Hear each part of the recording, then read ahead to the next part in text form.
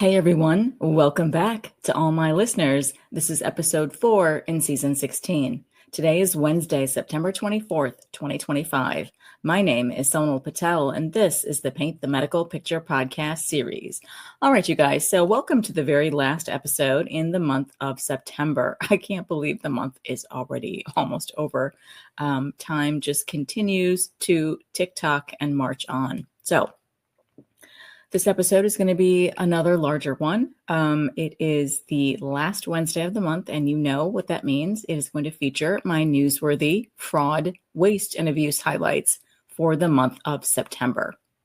And of course, I'm going to spotlight some of those from the month's criminal and civil enforcement cases that I find newsworthy.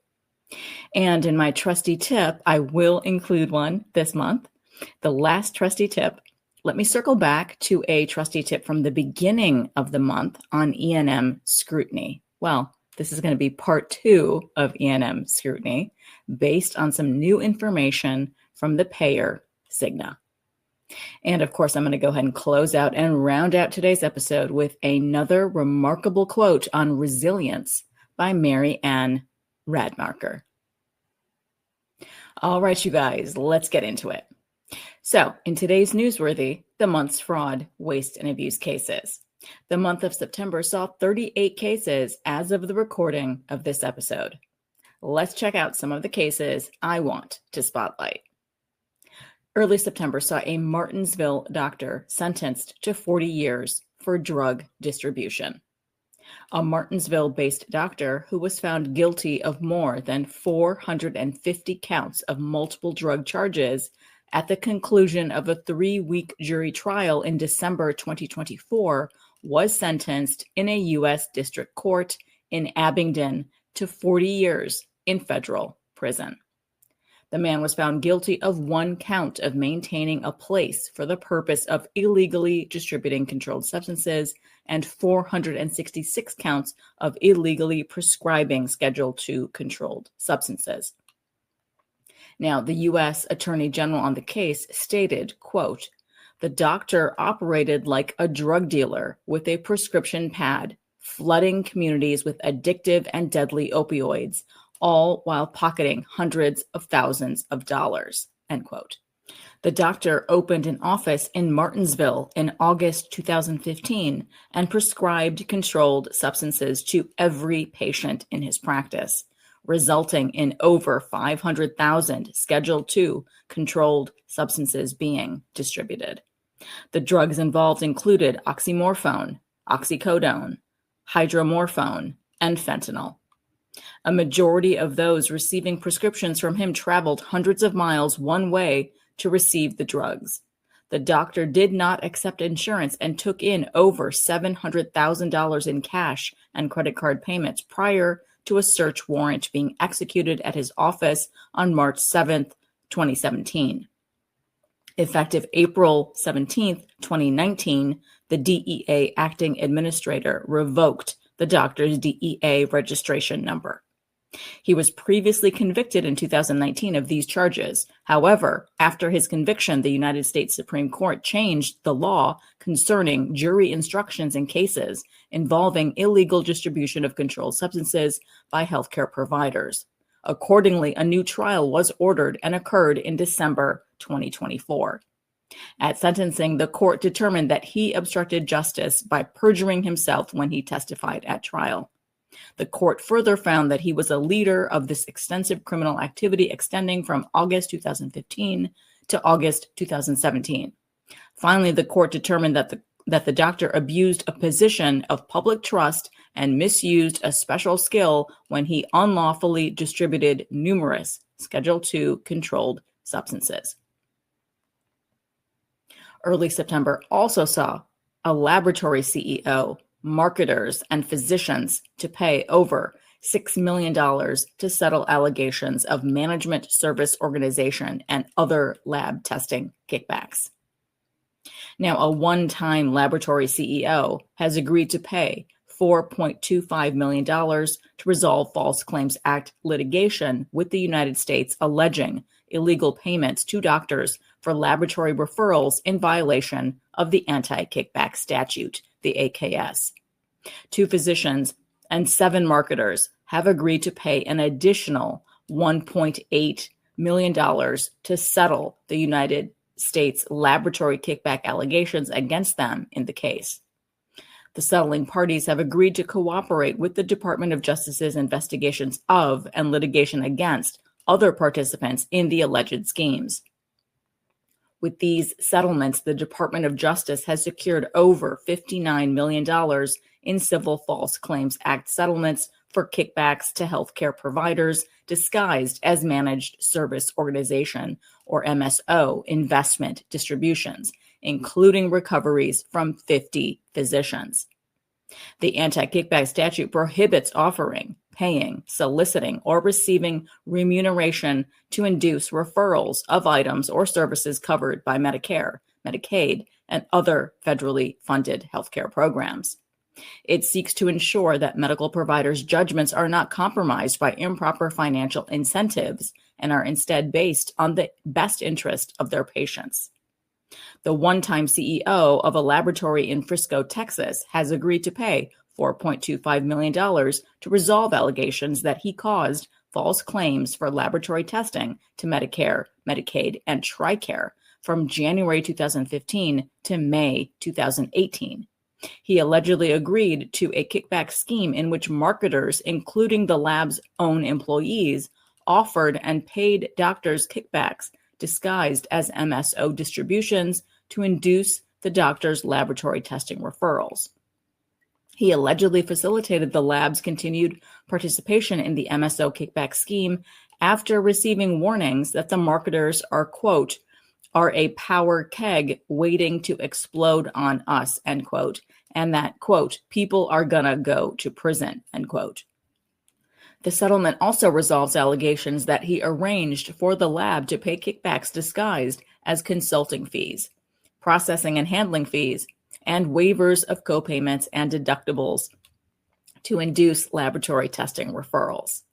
The settlement with the one-time CEO resolves certain allegations in a lawsuit originally filed under the QTAM or whistleblower provisions of the False Claims Act, which permit private parties to sue on behalf of the government when they believe that a defendant has submitted false claims for government funds and receive a share of any recovery. The False Claims Act permits the United States to intervene in and take over the action, as it did here, with respect to the one-time CEO. The settlements announced also resolve the United States allegations in the lawsuit that 2 physicians took kickbacks in violation of the anti-kickback statute from laboratory marketers, purported MSOs, in return for laboratory testing referrals. One doctor has agreed to pay over $124,000 to resolve allegations that from October 2015 to March 2017, she received thousands of dollars in payments from 2 purported MSOs in return for ordering tests from a critical access hospital in Rockdale, Texas, and a clinical laboratory in Framingham, Massachusetts. The second doctor also agreed to pay over $230,000 to resolve allegations that from April 2016 to January 2018, she received thousands of dollars in payments from 2 purported MSOs in return for ordering laboratory tests from the critical access hospital in Texas, the lab in Texas, and the lab in Massachusetts. The civil settlement amounts that the doctors agreed to pay are in addition to the amounts they were ordered to pay in a criminal proceeding. Lastly, the 7 marketers and their associated entities have agreed to pay a total of over $1.4 million to resolve the United States allegations in the civil litigation that they paid kickbacks disguised as MSO payments to doctors to induce them for laboratory testing referrals. The settlement amounts for 2 of the 7 were based on their ability to pay. The civil settlement amounts for 4 of the 7 are in addition to the amounts they were ordered to pay in criminal proceedings. The claims resolved by the settlements here are allegations only, and there has been no determination of civil liability. Mid-September also saw fraud charges filed against 12 defendants in Phase 2 of Operation Nightingale. In the latest development of Operation Nightingale, a scheme that created an illegal licensing and employment shortcut for aspiring nurses, fraud-related charges have been filed against 12 defendants for their roles in selling fraudulent nursing diplomas and transcripts. In Phase 1 of Operation Nightingale, 30 defendants were charged and convicted by plea or at trial in 2023. According to court records, the defendants conspired to sell false nursing credentials, diplomas, and transcripts fraudulently obtained from Florida-based nursing schools to aspiring registered nurse RNs and licensed nurse practitioner or vocational nurse candidates, LPNs or VNs. Purchasers of the bogus documents used them to qualify for the National Council Licensure Examination, the NCLEX, commonly known as the Nursing Board Exam. Candidates who passed the exam became eligible for licensure in various states, and once licensed, obtained employment as nurses across the U.S.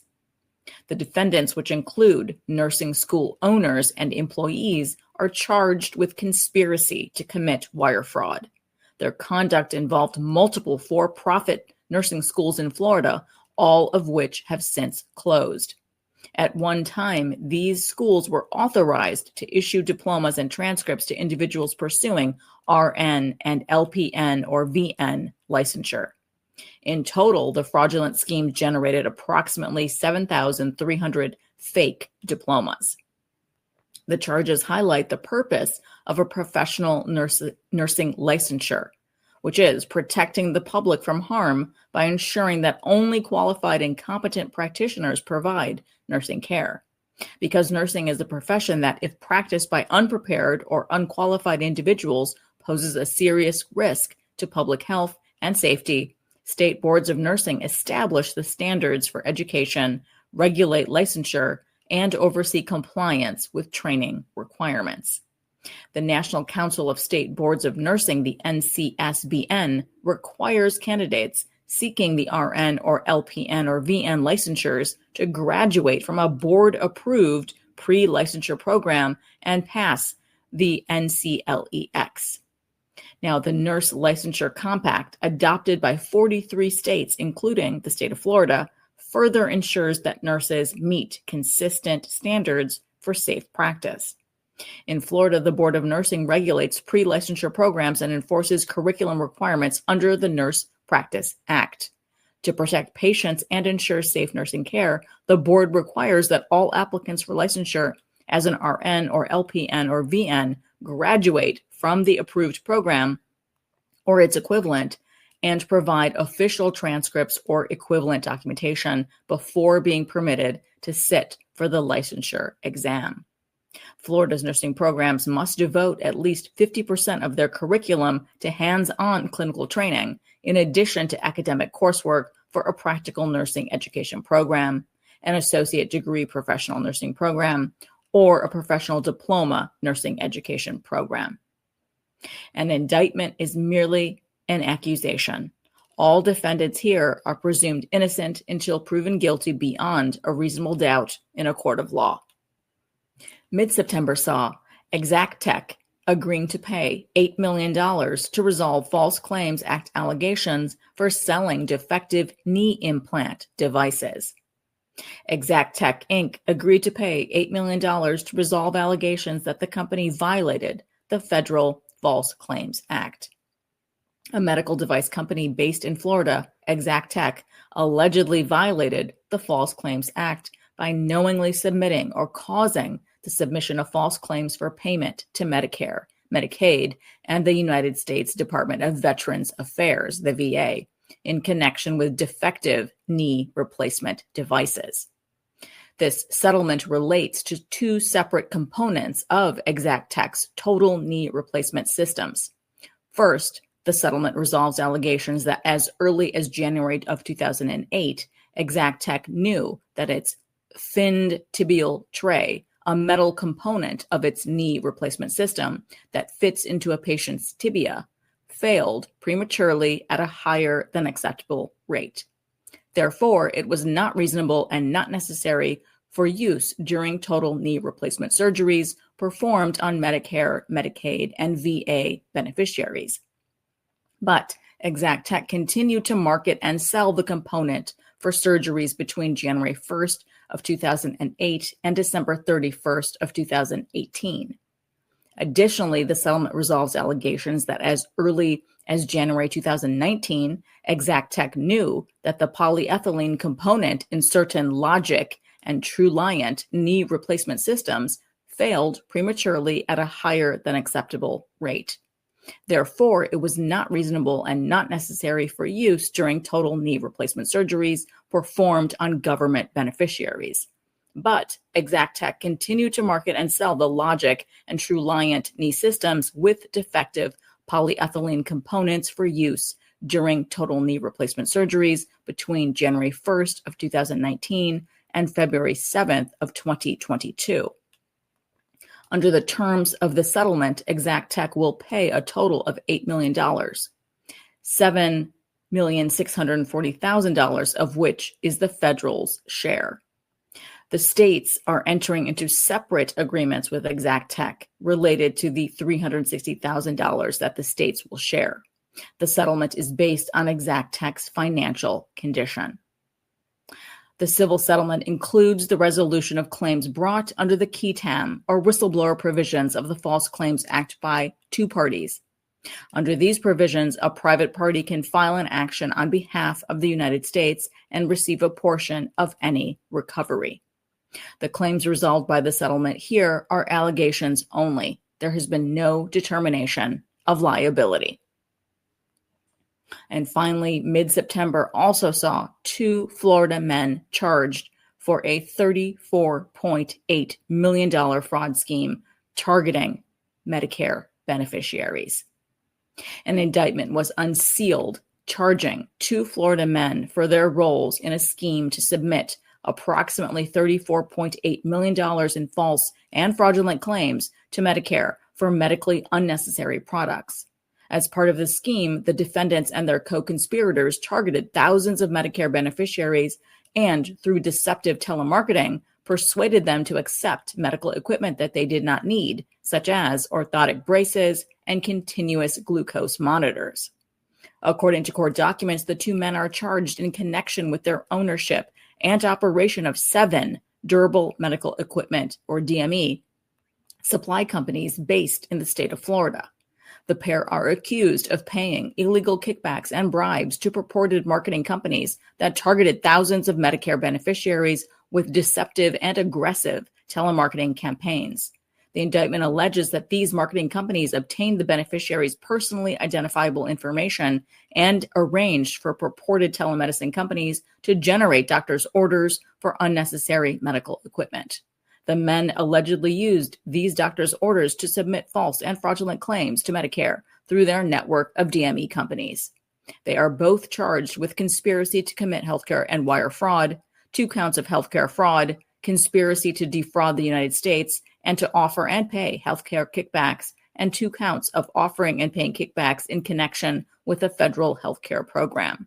If convicted, they each face up to 65 years in prison. A federal judge will determine any sentence after considering the U.S. sentencing guidelines and any other statutory factors. An indictment is merely an allegation.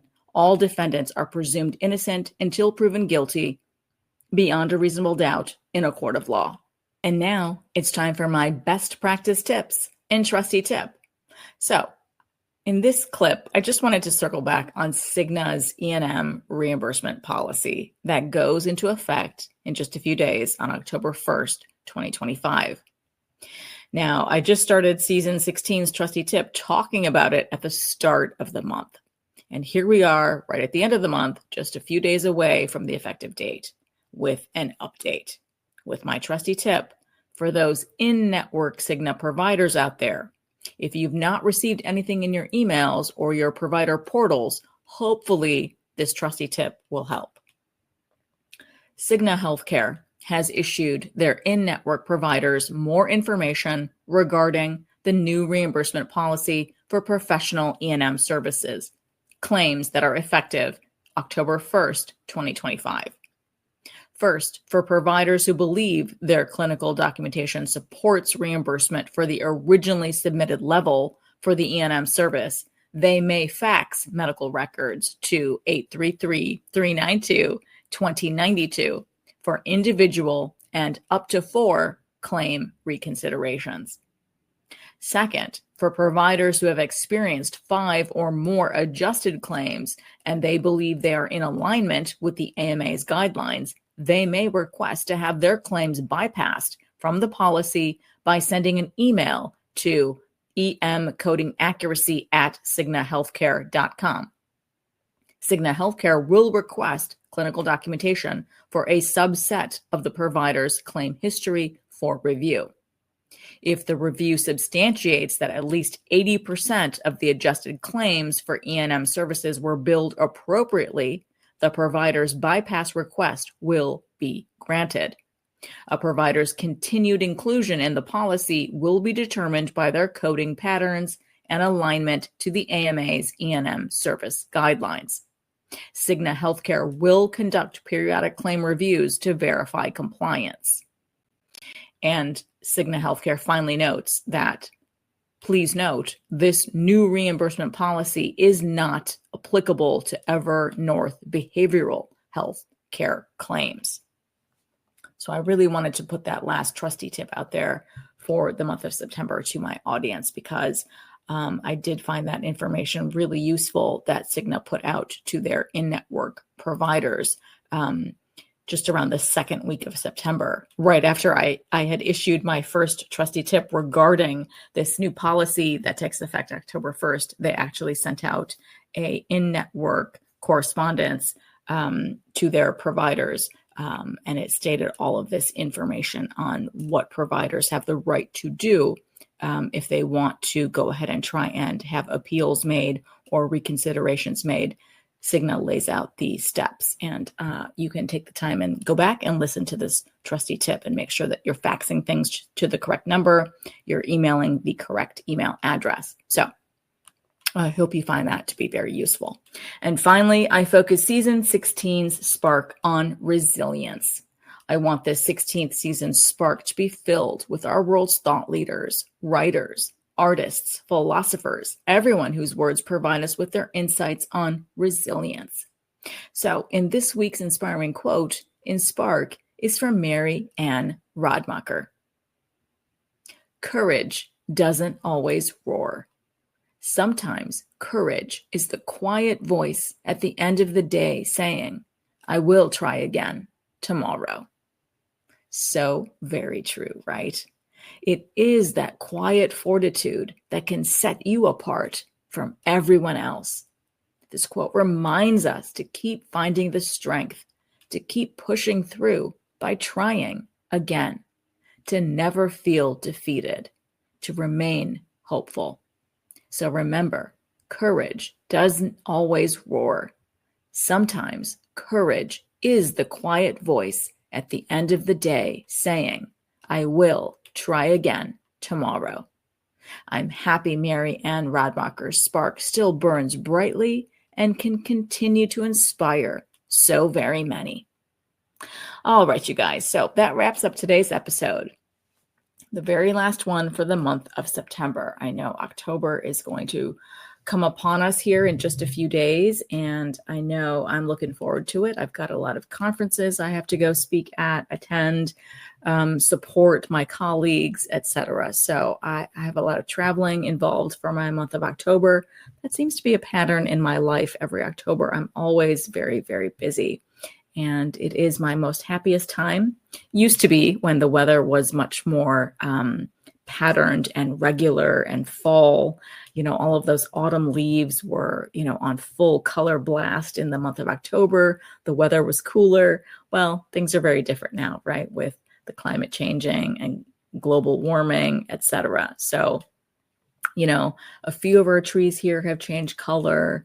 Yes, there's a few of those smaller leaves that have turned that golden color and have fallen to the ground, but like 95% of our trees are still green. The weather is still quite warm. The nights do get cooler, but I'm expecting much more to change, hopefully by the end of October. It's my very, very favorite season. So anyways, you guys, hope you all check out the link I'm going to be providing in the show notes once again to my telehealth all-day workshop that is going to be happening in the month of October. So I wanted you guys to make sure and check that out, because there are telehealth flexibilities here that are going to be ending by September 30th. So I have lots of updates. My colleague Keisha Wilson and I have a lot of updates to provide to the attendees in the workshop for what is going to be happening with telehealth now that these flexibilities might be coming to an end as of September 30th. What goes on when October 1st rolls in, right? So we'll be talking a lot about that. So we'll be talking about all things telehealth and what is current and upcoming after October 1st to remain compliant. So the telehealth playbook for 2025 through 2026, check out the link I provide in my show notes.